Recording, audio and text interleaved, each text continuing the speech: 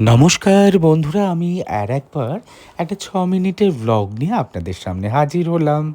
আশা করি আপনারা সকলে ভালো আছেন, সুস্থ আছেন এবং সকলকে খুব ভালো রেখেছেন। যারা আমার পাখির ভ্লগগুলো দেখেছেন তাদের খাবার জায়গাটা লক্ষ্য করে দেখবেন একটা অন্যরকম ছিল। আর আজকে একটা নতুন জায়গায় ওরা খাচ্ছে। আর কেন খাচ্ছে? এই আমার আগের পাখির খাবার জায়গা একদম নষ্ট হয়ে গেছে। ১০ বছর আমার সাথে ছিল আর পাখির সাথেও ছিল এরা। সব কিছু কি আর দীর্ঘস্থায়ী হয় বলুন? তবে ১০ বছরের সাথীটাও কিন্তু কম কিছু নয়। আমি কোনো কিছু বাড়ির জিনিস নষ্ট হয়ে গেলে চট করে ফেলে দিই না, যেগুলো বিশেষ করে আমার মনের মতো। এই জিনিসটা আমি বাংলাদেশ থেকে এনেছিলাম। কি সুন্দর বাঁশ দিয়ে আর নারকোলের মালা দিয়ে বানানো।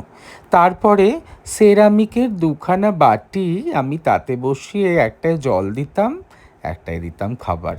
আমি যেমন সেরামিকের সাদা বাটিতে থালাতে খাই, আমার অতিথিরা মানে পাখিরাও কিন্তু তাই করে। আর ভেঙে যাওয়ার জন্য এই যে লেকমল থেকে এই জিনিসটা এনেছি। এটা কিন্তু সিনথেটিকের জানেন, কিন্তু দেখে একদম মনে হচ্ছে যে বাঁশের তৈরি, তাই না? সিনথেটিকের জিনিস আমার পছন্দ নয়। কি আর করব, চট করে পাখির খাবারের ব্যবস্থা করতে হবে। সেই জন্য বাড়িতেই টুকিটাকি জিনিস আমার সব কিছু থাকে। আর দেরি না করে লাল কিছু দড়ি ছিল, এই দড়ি দিয়েই ঝোলানোর ব্যবস্থা করব। সেই জন্য বসে পড়েছি কাজ করতে। দেখে বুঝতে পাচ্ছেন এখন কিন্তু দুপুর ৩টে না, ভোর ৩টে। কি করব? আর ঘন্টাখানেক বাদেই অতিথিরা সবাই কিচির মিচির করে চলে আসবে বারান্দায়। তাদের খাবারের ব্যবস্থা তো করে দিতে হবে, তাই না? কেউ বাড়িতে আসবে, ডাকবে খাবারের জন্য, একটু খাবার পাবে না বলুন? সেই জন্য আমি বাড়িতে না থাকলে সুচিত্রাকে বলা আছে যে তোকে কিন্তু রেগুলার পাখি এবং গাছের জলের খাবারের ব্যবস্থা করতে হবে। আগে একটা মাছ ছিল জানেন, ওকে রেগুলার খাবার দিতে হতো। খাবার তো দিতেই হবে। সেই জন্য আমি মাছটা যখন মারা যায় আর মাছ রাখিনি। জীব মারা গেলে খুব খারাপ লাগে। আর আমার ঠিক ভালোও লাগে না যে বদ্ধ করে কোনো জীবকে আমি রেখে দেব। পাখিরা আসে নিজের মতো উড়ে উড়ে আমার বাড়িটা নিজের বাড়ি মনে করে, কিছুটা খেলা করে, আবার বাসাও বাঁধে। সেই বাসা বাঁধাও আপনাদের দেখিয়েছি।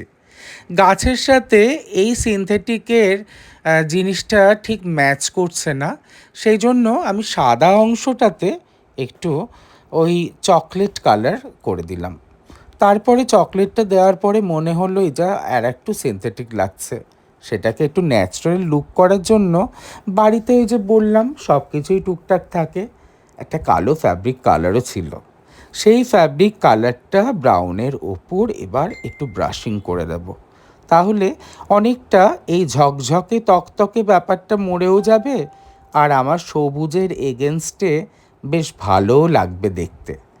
যতদিন আমি ওই ন্যাচারাল বাঁশের জিনিসটা সুন্দর করে সাজাচ্ছি না, ততদিন এটাই তো খাবার দিতে হবে। চট করে ঝুলিয়ে দিলাম, দেখুন তো কেমন লাগছে। এখন প্রায় সকাল হতে এখনও ঘন্টাখানেক বাকি। না না, আধ ঘন্টা বলা যেতে পারে। ৩:৩০ মোটামুটি বেজে গেছে। এরপরে ৪টে থেকেই কিচিরমিচির হবে।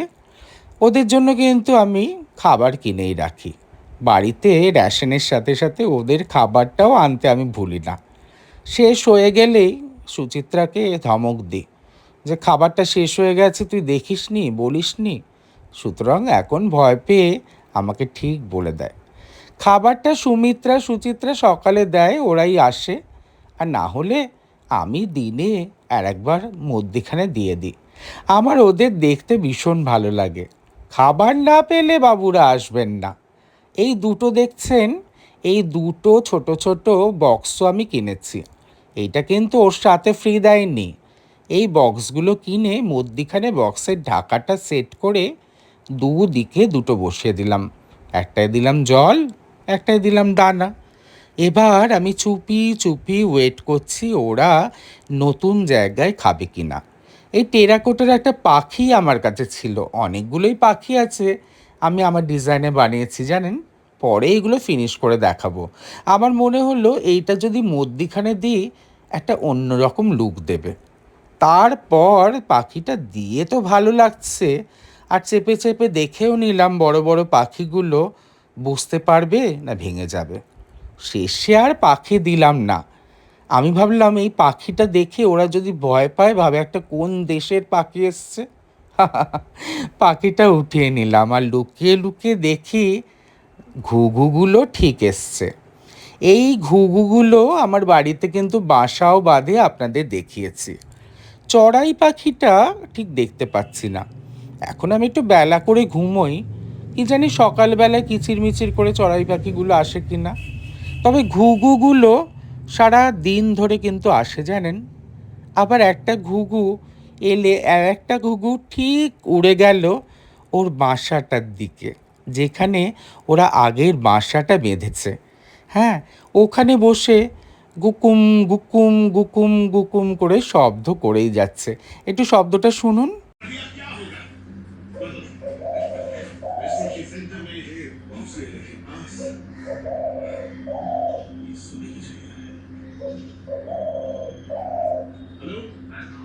এরম করে জানেন তো এখন সারাটা দুপুর ওরা ডেকে যায়। বেশ ভালো লাগে জানেন।